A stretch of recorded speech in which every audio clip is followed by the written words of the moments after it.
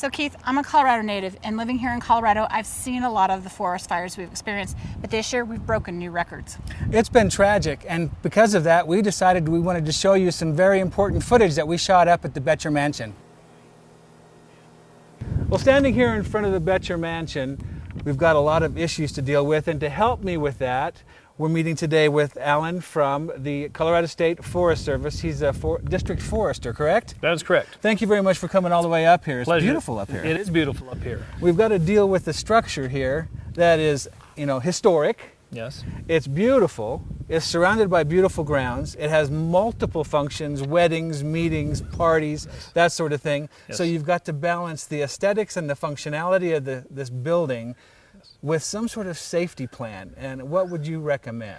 Well, again, in the wildland interface, we are concerned about the native vegetation, the ponderosa pine trees, the Douglas fir trees, the vegetation on the ground, and how it connects and interacts with the buildings in the area that you're located at. Sure. And we want to reduce the chance that fire will spread through that vegetation. So we want to break those fuels up. And we can do that through man-made features. Okay. Or we can do it like this road we're standing? like this driveway we're standing on here. Or we can do it by mechanically treating the trees by thinning them out, pruning the branches up, mowing the grasses, and doing other treatments that reduce the fuel connectivity. Let's go and talk about some of the planted areas around it and the unplanted areas around behind. Yes. And what can be done to help mitigate any fire issues there. Well, so here we are in this beautiful garden that they've put in here, and right in front of the mansion, some absolutely stunning plants. And this is also a way to mitigate fire from getting to the building, correct? It is. You can garden and bring in fire-wise plants that have less flammability.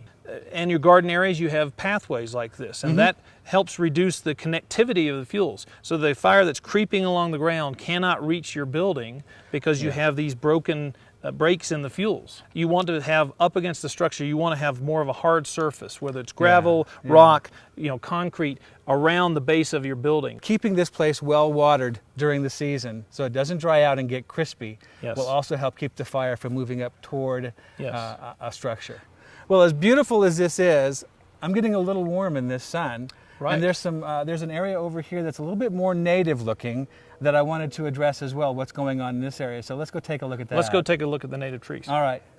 Okay, so Alan, we're right here in an area that is a little bit more native looking, a little bit more natural looking. Yes. And I think this is where a lot of people start to get into trouble. Yes, it is very scenic, and this is where a lot of people want to be, and they've moved here. But they also need to recognize that the fuels that are native to this area are flammable, and if they want to reduce their fire hazard and create that defensible space, they're going to have to do something with those fuels. What kind of fuels are you talking about? Well, we're talking about the native grasses, of course, but we're also talking about these natural vegetation that comes from the trees, the pine needles and the pine cones and the sticks. This is what catches the fire on starting, and then it spreads to the larger fuels and can create a larger level of fire behavior and heat output from the larger logs. Now, what would the homeowner do? We would like them to probably rake up all these needles and remove them on an annual basis. Within 30 feet of the property? Of the main structure itself. Yeah. As you go away from the house, as you get into the more native vegetation, you may want to go out and remove it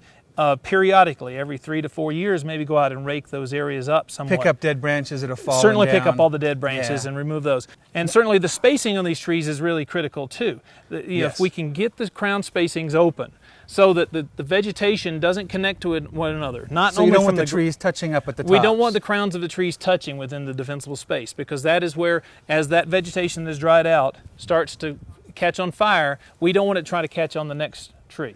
Well, this is moderately native area.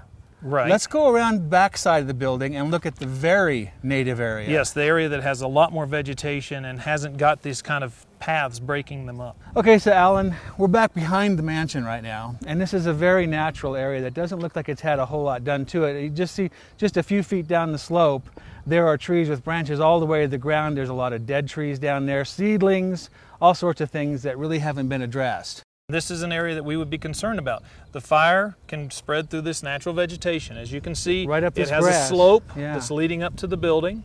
The grass is continuous and tall and starting to cure out. The fire could spread up into the crowns of these trees.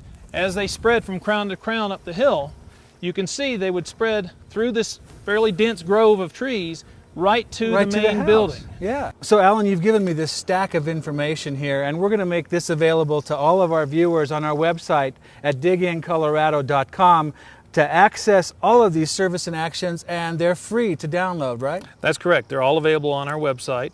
And again, our website will have information about where you can contact the local district office of the Colorado State Forest Service. It looks like the facility here has already done quite a bit to make this area safer from fire problems, but I believe you're going off to meet with the caretaker right now. Yes, we're going to go have a conversation about what I found in our walkthrough here and give him some advice on how to improve the defensible space and do the maintenance work so that we can reduce the fire hazards even further.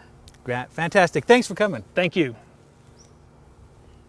So I hope the information we gave you about fire mitigation helps you have the tools necessary to create your own defensible space. Now, coming up next, we're going to see one of Denver's premier private gardens. It's Rob Proctor's garden, so stay tuned.